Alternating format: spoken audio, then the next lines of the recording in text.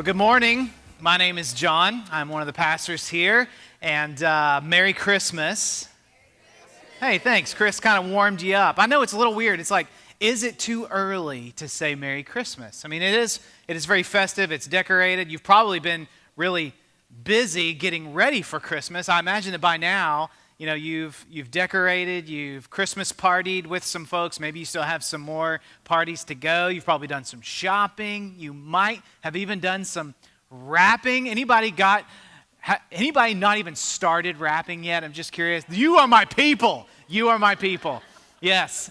I just imagine that, you know, as the excitement is going up for our kids, like the stress is also going up for all the adults. And I have 3 kids in my home, and so around this time of year, like especially, you know, kind of as they're getting ready to get out of school on Wednesday, it is like fever pitch, just kind of crazy right now. My kids love Christmas. Probably they come by, honestly, because I love Christmas.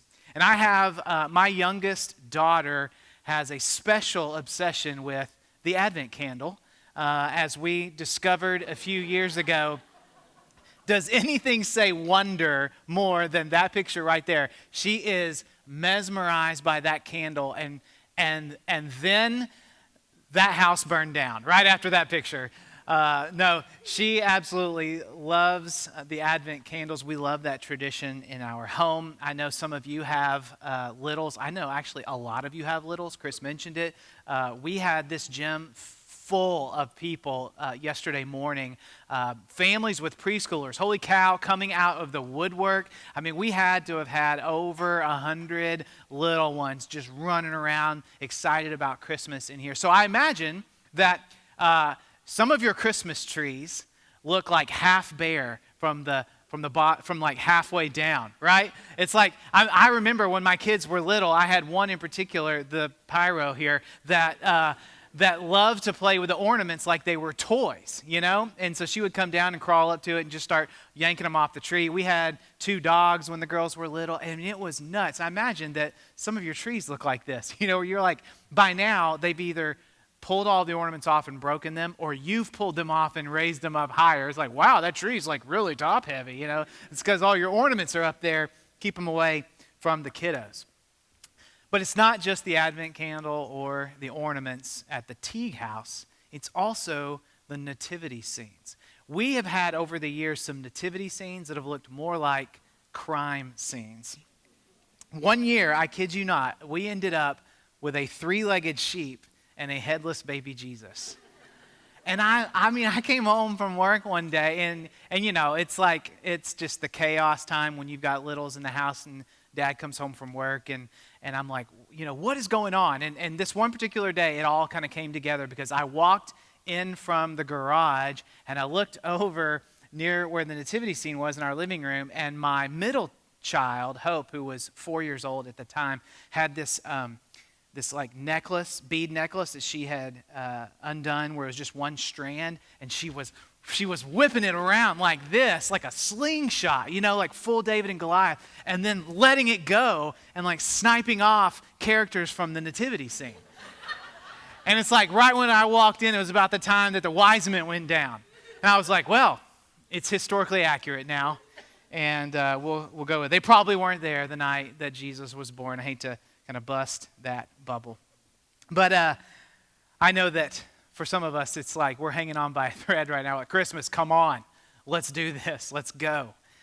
And I hope that in the midst of all of the crazy and all of the busy, that we don't become casualties of this season. I hope that sort of the wildness doesn't snuff out the wonder of the true meaning of Christmas. That's what we've been talking about over the past several weeks. Last week, if you were here, Chris talked about how Mary, the mother of Jesus, treasured all these things that God had said and done in her heart. And I have been doing that over the past week. I don't know about you. If you missed that message, I would encourage you to go watch that on our website or listen to the podcast, and it will help you sort of think back over all that God has been saying and doing, and perhaps how he's been drawing you and working behind the scenes and treasuring those things in your heart, that will enrich your Christmas season. But this morning, we're going to look at another familiar story out of the Gospel of Matthew. So if you have a Bible, I invite you to turn to Matthew chapter 2. Matthew is the first book in your Old Testament. And if you got a Bible or a phone, or if you don't have any of those things, it's okay. It'll be on the screen for you. Here's what I want to do today. I want to look at this story of something that happens after the birth of Jesus. And then we're going to circle back around and identify three groups of people and ask ourselves the question, do we see ourselves in any of these groups?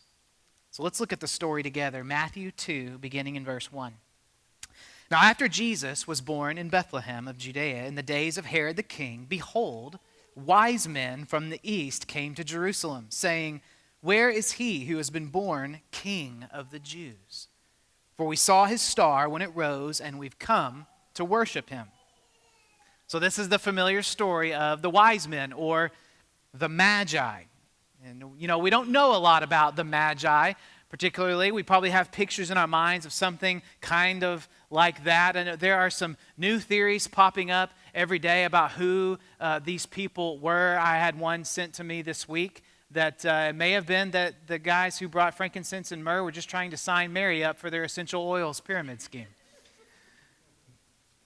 Could have happened, But these guys really are kind of mysterious. There's a lot of questions around them, like how many of them were there really? Were there really just 3 of them? Were there more traveling with them? Tradition says 3 because they brought 3 gifts, gold, frankincense, and myrrh. In the 6th century, they actually got names. Someone decided to name these 3 wise men. This is good trivia for you if you're going to a Christmas party this week. If you can name the 3 wise men: Caspar, Balthazar, and Melchior. So, and if you're pregnant, which half of our church is, and you're looking for names, I highly recommend Balthazar. Were these guys kings? Were they kings? We sing that song, "We 3 kings of Orient are." Well, some people in early church history thought they were. They took this verse from Isaiah chapter 60, verse 3, where the prophet said of the nation of Israel, "All nations shall come to your light, and kings will come to the brightness of your rising." They thought maybe these were those kings coming to the light that was being dawned in Israel.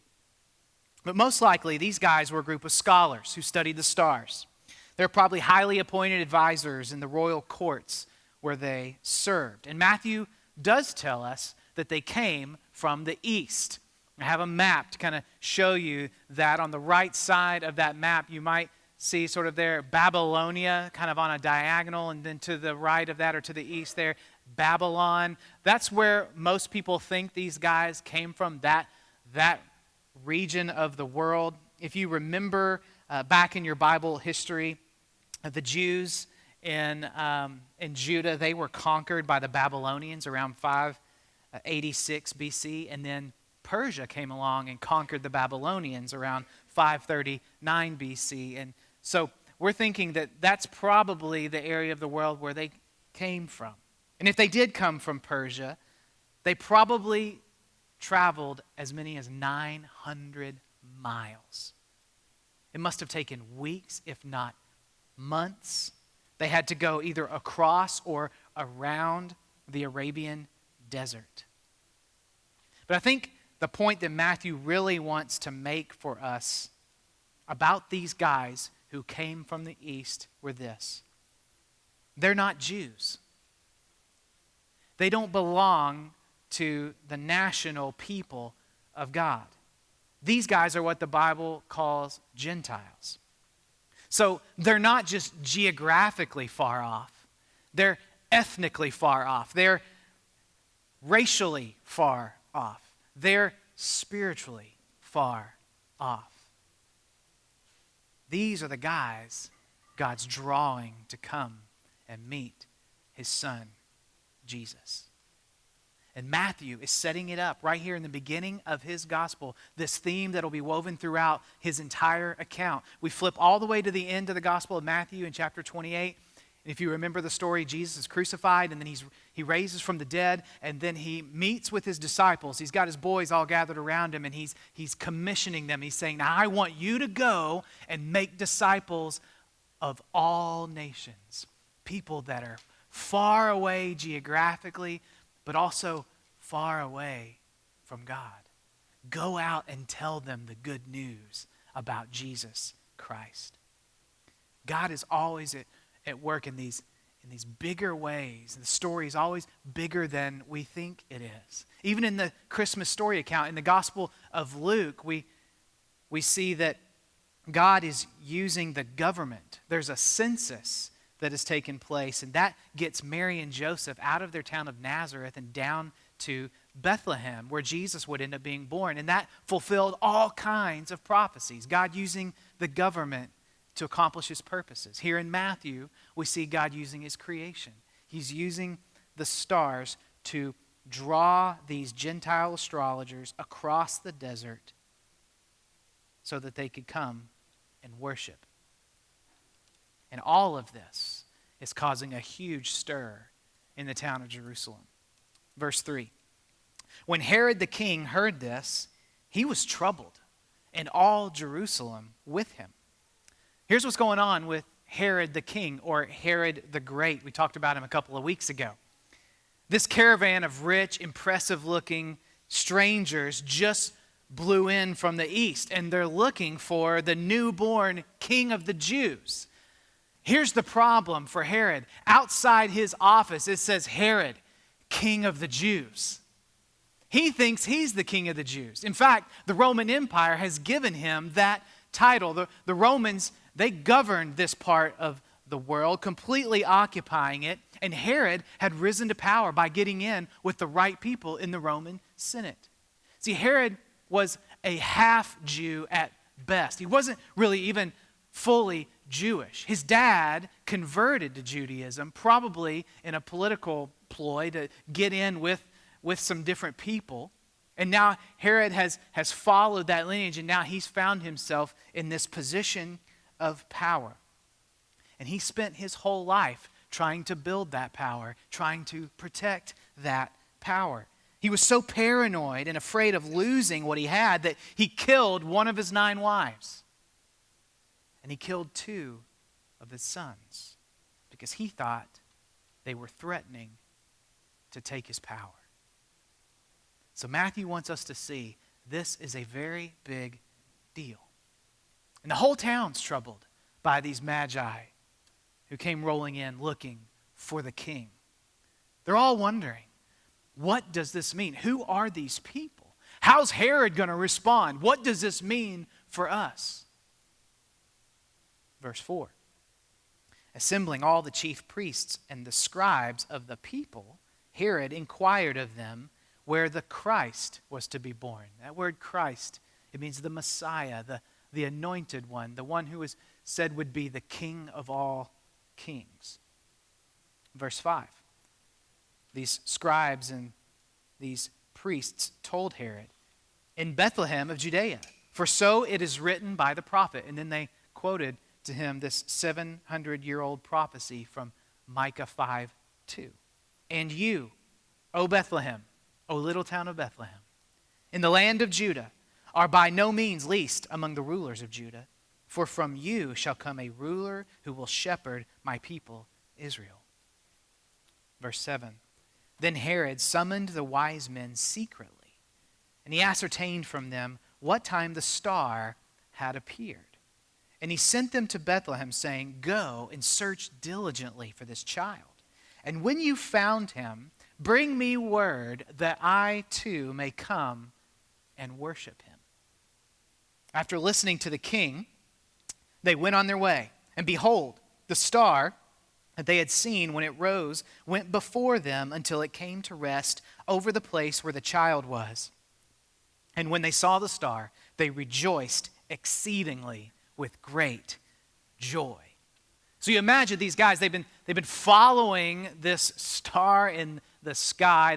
They've traveled very far to get to this point. They get to Jerusalem. They start asking questions. Perhaps they don't see the star anymore. They get directions to Bethlehem. They are on their way. All of a sudden, the star appears again over this place, and they're like, that's it. We made it. We're here. And I think Matthew's wanting to be really emphatic right here. He didn't just say, and they rejoiced. No, they rejoiced exceedingly. In fact, they didn't just rejoice exceedingly, they rejoiced exceedingly with great joy.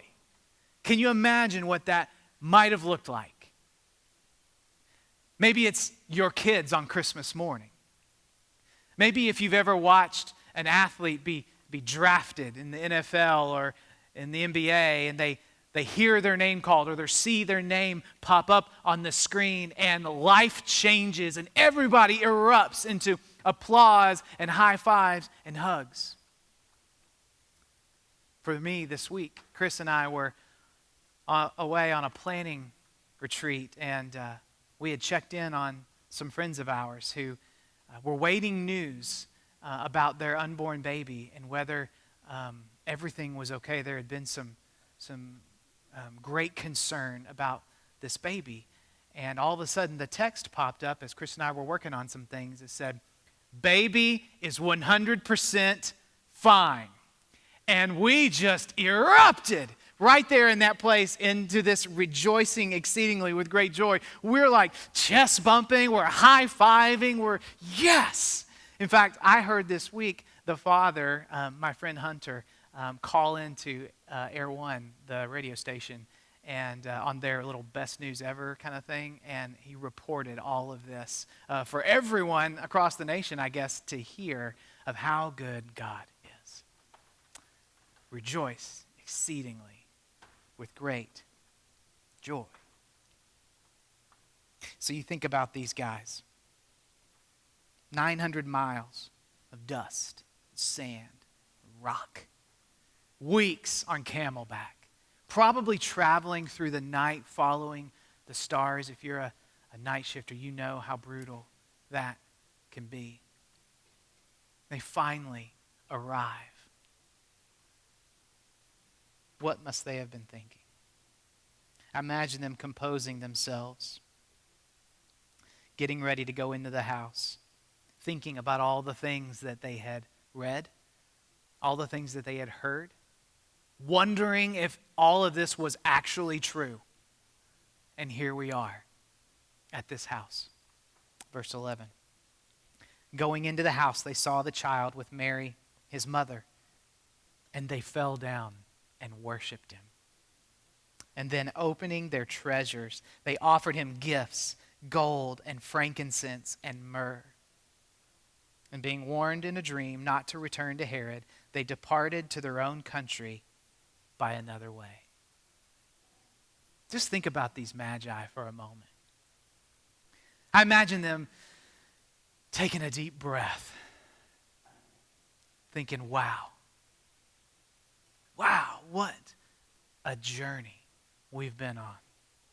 This God that we've read about, this God we heard distant rumblings of, who led us across a desert to a child, this God who's even speaking to us now in dreams, saving our lives. Who is this?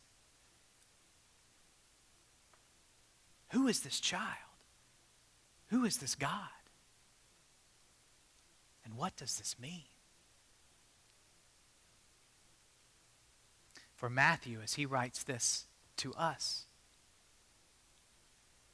the point he wants to make is that Jesus, the King of Kings, has come.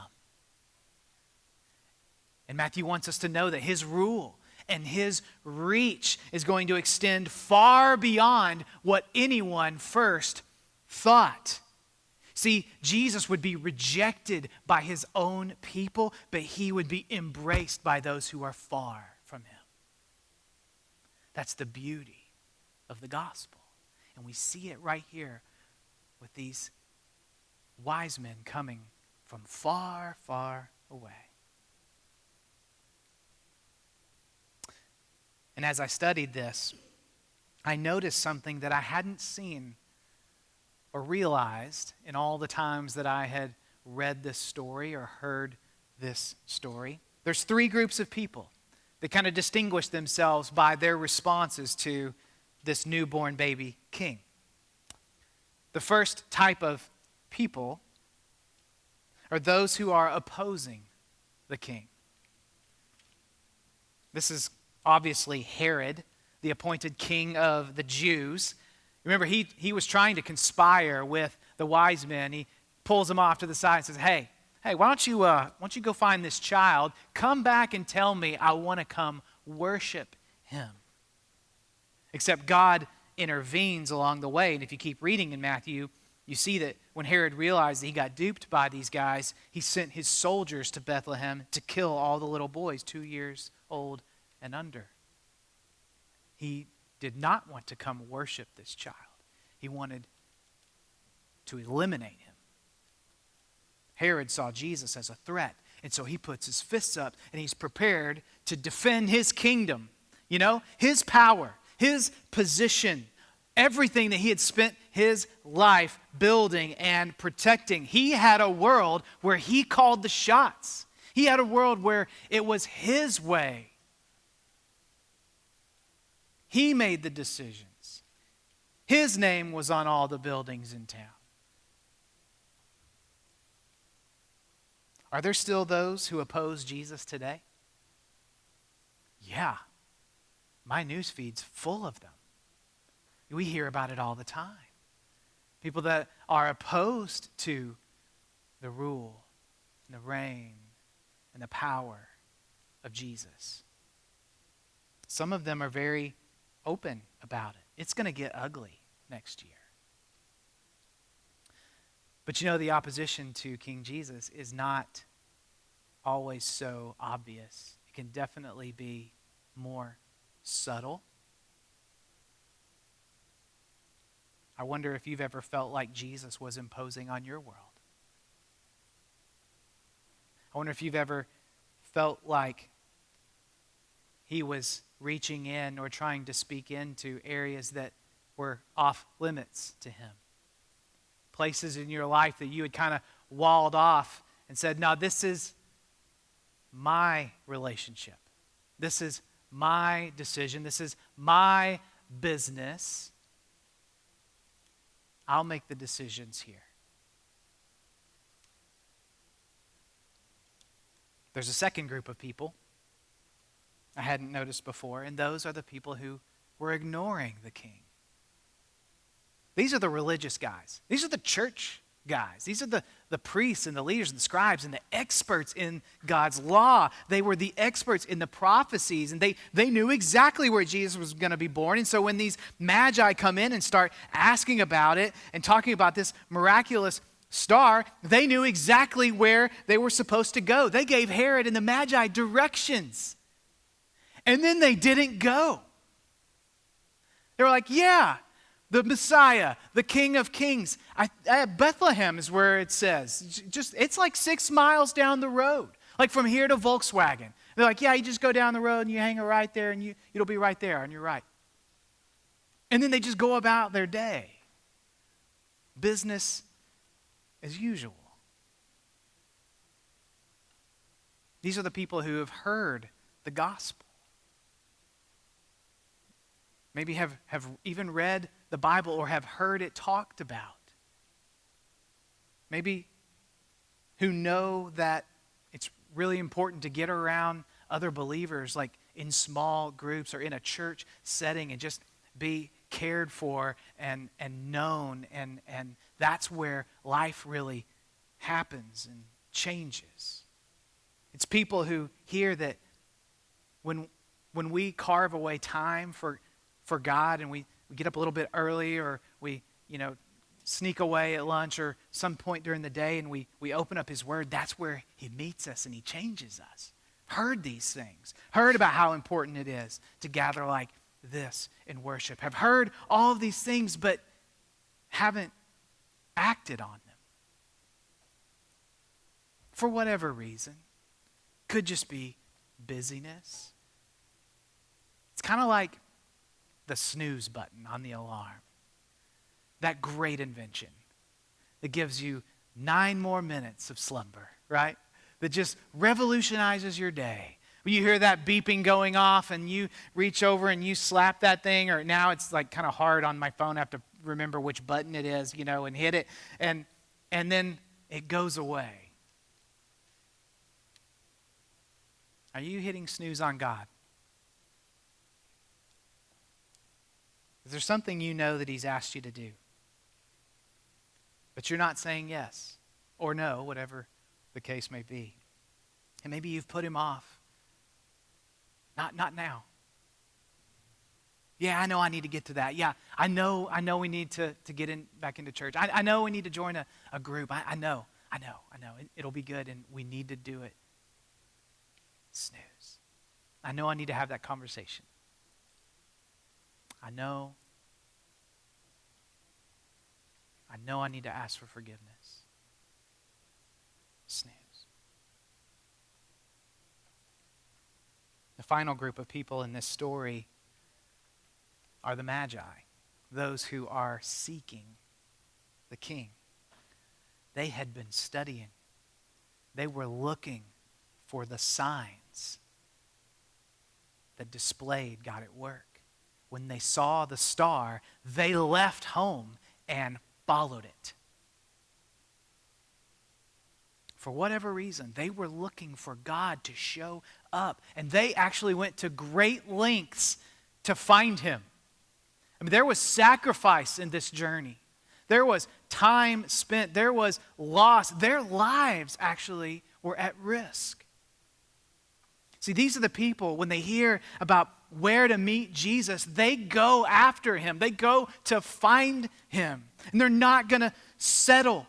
They leave comfortable routines to encounter Him. They press through the crowds. We see it all throughout the New Testament. People pressing through, willing to make a scene just to be touched by Him, to be changed by Him.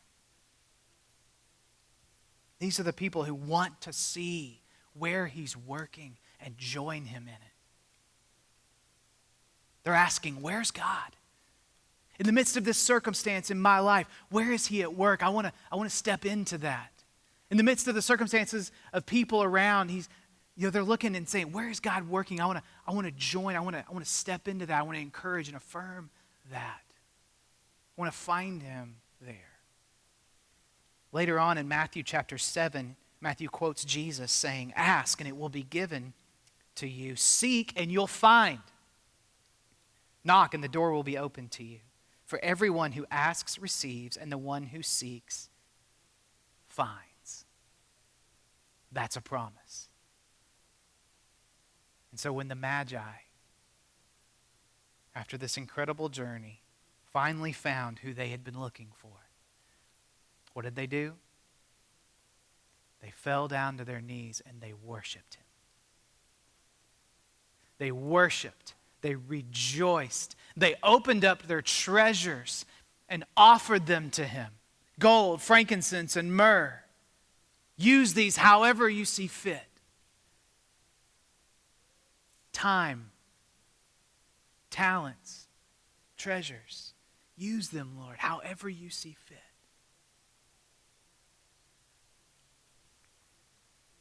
So what?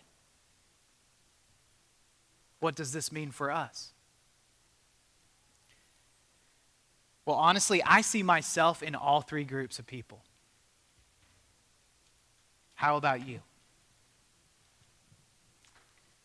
Let me help us see how this story intersects with our stories by asking a couple of questions as we close this morning. Is there an area of your life that you've hidden away from King Jesus? Are you opposing Him in some way, in some area of your life?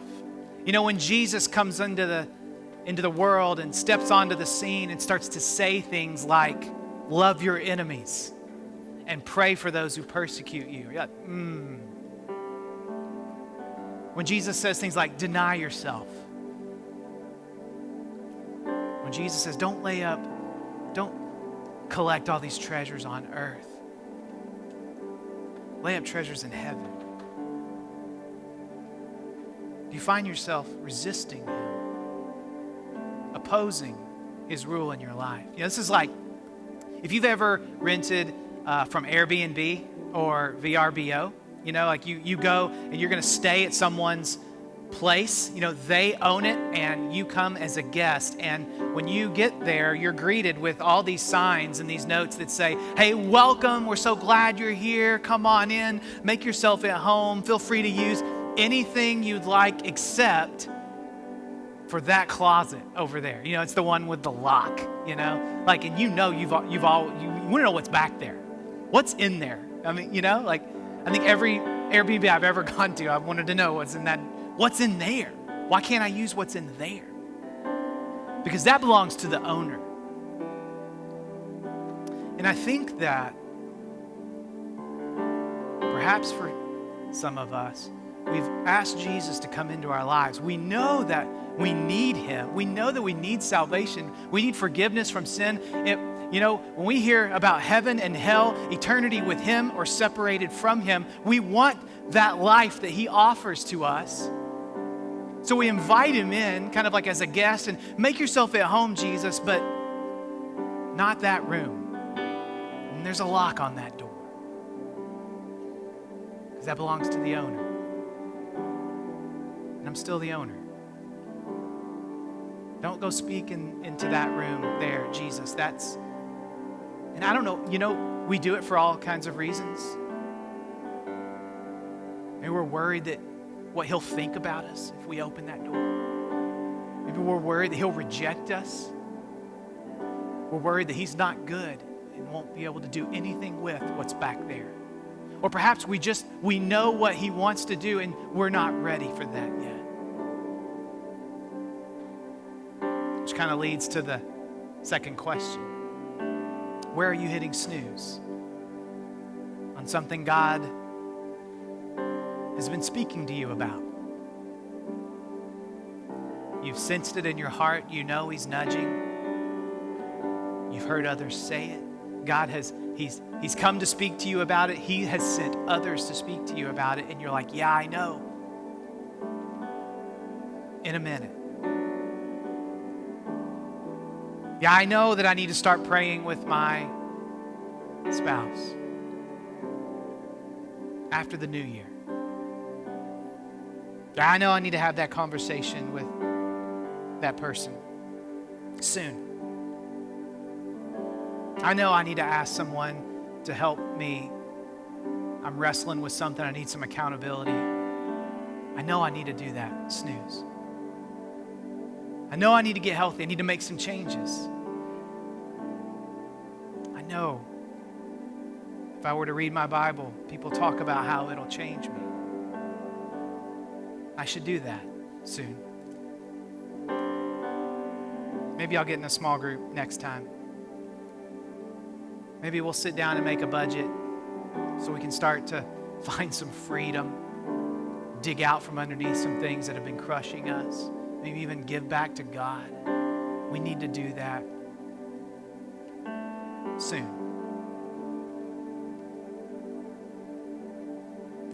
The last question is, what if we unlocked those doors?